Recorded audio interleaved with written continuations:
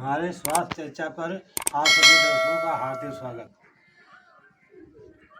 बंधुओं, हम आज आपके लिए एक नए रोग के बारे में बताऊंगा और उसकी रामबाण औषधि के बारे में भी बताऊंगा विस्तार से। आपसे आग्रह है कि आप अंत तक हमारे वीडियो पर बने रहेंगे, तभी आपको पूरा नॉलेज मिल पाएगा। तो आज मेरा विषय है मिर्गी, जिसे अपस्मार भी कहा जाता है।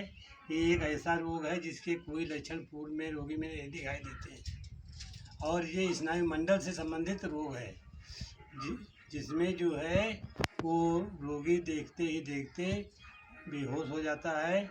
और स्थिति ये इतना खतरनाक रोग है कि रोगी कहीं भी है, चाहे पानी के किनारे है और चाहे आग के किनारे है, खड़ा है, बैठा है, किसी भी हालत में अक्सर वो जो है वो गिर जाता है। और स्थिति ये होती है कि इसका शरीर अकड़ जाता है और गिरता है तो अक्सर जो है दांतों के नीचे जीभ आ जाने के कारण जीभ कट भी जाती है और मिर्गी के रोगी के मुंह से झाग निकलता है।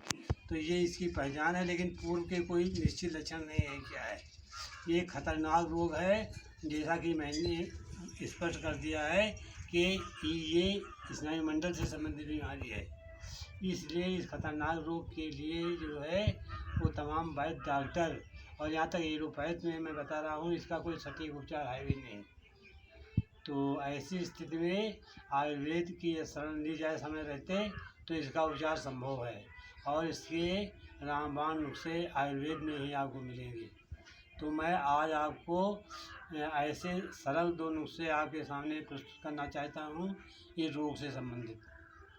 तो ज़्यादा समय आपका हम न लेकर के सीधे सीधे मैं अपनी बात पर आऊँगा।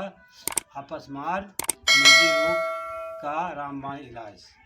तो लीजिए, चंद ही पलों में आपके समक्ष मैं प्रस्तुत कर रहा हूँ योग नंबर 1, फार्मूला नंबर 1।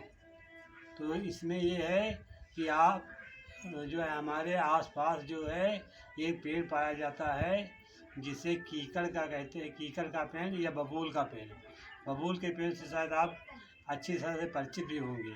बबूल का पेड़ एक ऐसा पेड़ है जिसकी अक्सर लोग दातून करते हैं और इसमें बड़े बड़े नुकीले कांटे होते हैं, इसलिए ये अपनी पहचान दूर से ही बता देता है। इस पेड़ की पहचान ये है कि इसमें सावन भादों के महीने में फूल आते हैं, पीले रंग के चमकीले गुच्छेदार, और इसमें फलियाँ जो है वो चैत बैसाख में आती हैं। तो ये बड़ा काम का पेड़ है मिर्गी रोग के लिए।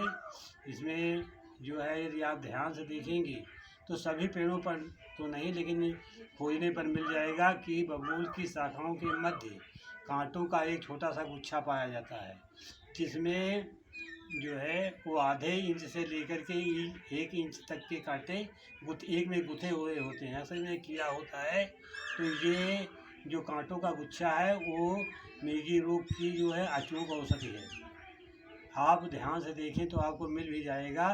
तो गुच्छा यदि आपको मिल जाता तो उसे आप ले आएँ घर पर और छाया में पहले सुखाइए। इसके बाद इमाम दस्ते में डालकर इसको दरदरा कूट लें। कूटने के बाद इसे किसी कांच की शीशी में रख लें और रोगी को जो है 10 ग्राम के लगभग जो है वो दरदरा चूर्ण लेकर और मिट्टी की चिलम जिसमें लोग धूम्रपान करते हैं उसमें रख कर के और ऊपर से आग रख कर के रोगी को इसका धूम्रपान कराएं और धुआं निकलने के लिए कहें। तो आप पाएंगे कि मिर्गी का रोग एक ही खुराक में एक ही बार धूम्र करने में उम्र भर के लिए चला जाता है। तो है ना एक अच्छा सा फार्मूला आपके पास, जिसमें एक पैसा भी आपका खर्च नहीं होना है। केवल थोड़ी मेहनत करनी है कि बबूल का जो है ये कांटों का गुच्छा आपको ढूंढना है। तो यदि आप नदी नालों के किनारे जहाँ बबूल के पेड़ बहुतायत से पाए जाते हैं, यदि आप ढूंढना प्रयास करेंगे तो निश्चय ही आपको मिल जाएगा। इसमें छोटे छोटे और आधे इंच तक के कांटे जो है एक में गुथे ऐसे होते हैं। तो इसको आप ले आएँ घर पर और इसे छाया में सुखा लें और फिर दरदरा कूट करके इसमें से 10 ग्राम चूर्ण लेकर के तीस चिलम में रख करके ऊपर से आग रख करके और रोगी को इसका धूम्रपान कराएं और रोगी से बोलें कि इसका धुआं निकल जाए। तो धुआं जब वो निकल जाएगा तो वो धुएं का असर ऐसा होगा कि एक ही खुराक में एक ही बार की धूम्रपान से रोगी का मिर्गी रोग सदा सदा के लिए चला जाता है। तो मैं आपको यकीन दिलाता हूँ कि यदि आप हमारे चैनल पर बने रहेंगे तो इसी तरह के हम जो है नुस्खे आपको लेकर आपके समक्ष आते रहेंगे, जिसमें आपको खर्च ढेला नहीं करना पड़ेगा, लेकिन फ़ायदा जो है वो रामबाण होगा, जड़ से फ़ायदा होगा। क्योंकि आयुर्वेद के कुछ ऐसे चमत्कार हैं जो गहन अध्ययन के उपरांत ही प्राप्त किए जा सकते हैं।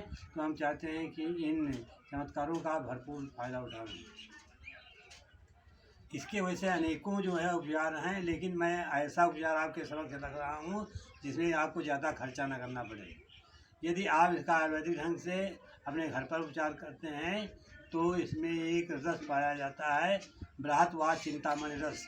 उसका सेवन आप मार्केट से खरीद लें, जहाँ पर आयुर्वेदिक औषधियाँ बनती है। तो वैद्यनाथ बृहत्वाद चिंतामणि रस लाकर उसकी 2-2 गोलियाँ जो है वो सुबह शाम आप गुनगुने जल से उपयोग करें, तब भी रोग में जो है वो आशाजनक फ़ायदा होता है। और इसी क्रम में एक दूसरा फार्मूला मैं आपके समक्ष इसी मिर्गी रोग पर रखना चाहूँगा। फार्मूला इस प्रकार है जो थोड़ा तंत्र से संबंधित है। इसमें भी आपको कोई एक पैसा खर्च नहीं करना है, थोड़ा मेहनत करनी पड़ेगी। मैं एक ऐसे जो है पौधे के बारे में बता रहा हूँ जो नदी और तालाबों के किनारे पाया जाता है, बहुतायत से पाया जाता है। इसको आयुर्वेद में कोकिलाक्ष बोलते हैं। पहचानने के लिए इसको जो है वो ताल मखाना कहते हैं। ताल मखाने के नाम से ये बहुतायत से जाना जाता है।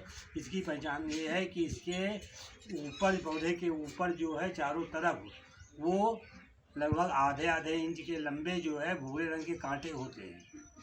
तो इसको जो है ताल मखाना कहते हैं। तो ताल मखाना के आपको करना क्या है, किसी शुभ मुहूर्त में, अक्सर जो है पुष्य नक्षत्र हो, शुक्ल पक्ष का और रविवार का दिन हो, तो उसमें या हो दीपावली या जमघंट के दिन अथवा नवरात्रि में, और नहीं है तो रविवार के दिन या मंगलवार के दिन आप उनमें से 7 कांटे ले आइए।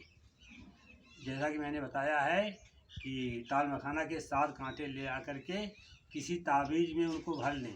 तांबे का ताबीज़ हो तो ज़्यादा अच्छा, नहीं तो चांदी का भी आप उपयोग कर सकते हैं, न मिले तो लोहे का भी उपयोग कर सकते हैं। उसमें भरकर आप जो है लाल का जो है धागे में बांध करके और गले में रोगी को पहना दें, तो ये भी रामबाण उपचार है। लेकिन मुहूर्त पकड़ कर ये काम होगा। आप जैसा हमने बताया है, सबसे अच्छा मुहूर्त माना जाता है पुष्य नक्षत्र आता है। आप किसी पंडित जी से पूछ लीजिए या आप किसी पंचांग में देख लीजिए।